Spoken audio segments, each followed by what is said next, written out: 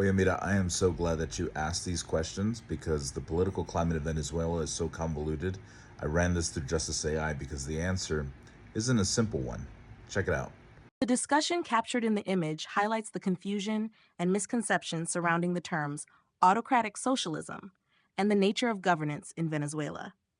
To address this conversation with a decolonized perspective, it's crucial to dismantle Western centric narratives and offer a nuanced understanding of Venezuela's situation, particularly concerning the terms socialism and autocracy. 1. Misconception of autocratic socialism. The term autocratic socialism is not a widely accepted or accurate characterization in political theory. Socialism, at its core, refers to an economic system where the means of production are owned or regulated by the community as a whole, ideally fostering equality and meeting public needs. However, the implementation of socialism can vary significantly, and conflating it with autocracy, a system of governance characterized by absolute power held by a single ruler or a small group, can lead to misunderstandings. 2. Venezuela's political and economic context. Venezuela's governance under leaders like Hugo Chavez and Nicolas Maduro has been described by some as socialist due to the state's role in the economy and social programs. However, the governance structure has exhibited authoritarian tendencies, such as limiting political freedoms, which critics label as autocratic. This characterization often emerges from the state's control over resources, suppression of dissent, and centralized power.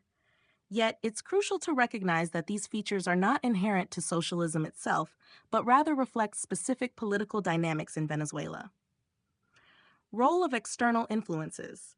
The response mentioning outside intervention as a source of autocracy is particularly relevant. Venezuela's economic and political crises have been exacerbated by external factors, including sanctions imposed by foreign governments, particularly the United States. These sanctions have targeted Venezuela's oil industry and other sectors, significantly impacting its economy and leading to shortages of goods, inflation, and a humanitarian crisis. The narrative of autocracy is often shaped by these external pressures and the government's response to them, which may include tightening control to maintain stability and sovereignty. 4. OPEC and Venezuela. The mention of OPEC, Organization of the Petroleum Exporting Countries, reflects an attempt to understand external economic influences.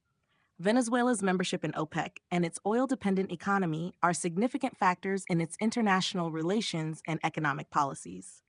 The nation's wealth in oil has both been a boon and a source of economic vulnerability, as fluctuations in oil prices and international sanctions can deeply affect its economy. Number 5. Decolonizing the narrative.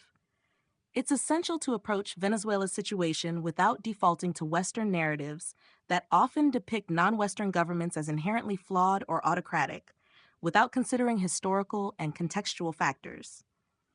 Venezuela's political structure and crises cannot be fully understood without acknowledging the impact of colonial legacies, economic dependency, and the geopolitics of energy resources. In summary, the term autocratic socialism oversimplifies a complex situation. Venezuela's political challenges are influenced by both internal governance choices and external pressures. A decolonized perspective requires careful consideration of these factors, avoiding the imposition of simplistic labels and acknowledging the broader geopolitical context. This approach not only provides a more accurate analysis, but also respects the autonomy and agency of Venezuelan society in defining its path forward. The best term to describe the political and economic system in Venezuela under recent leadership might be state capitalism with authoritarian characteristics, or authoritarian populism. 1. State capitalism with authoritarian characteristics. This term acknowledges the significant role the Venezuelan state plays in controlling and managing key sectors of the economy, particularly the oil industry. It also reflects the reality that, despite socialist rhetoric, the state has maintained control over capital and resources in a way that often benefits the ruling elite and is not distributed equitably among the population. The authoritarian characteristics part addresses the concentration of political power, restrictions on political freedoms, and suppression of dissent. 2. Authoritarian populism.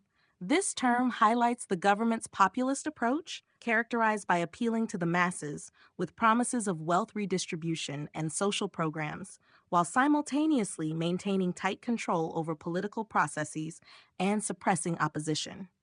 The use of populist rhetoric is combined with authoritarian governance practices. These terms are more specific and descriptive than autocratic socialism, as they better capture the nuances of Venezuela's political economy, including the state's significant control over the economy, the presence of authoritarian governance, and the populist narrative often employed by its leaders. They also avoid conflating socialism with autocracy, recognizing that the issues in Venezuela are not merely about socialist policies, but also involve governance style, economic management, and international pressures.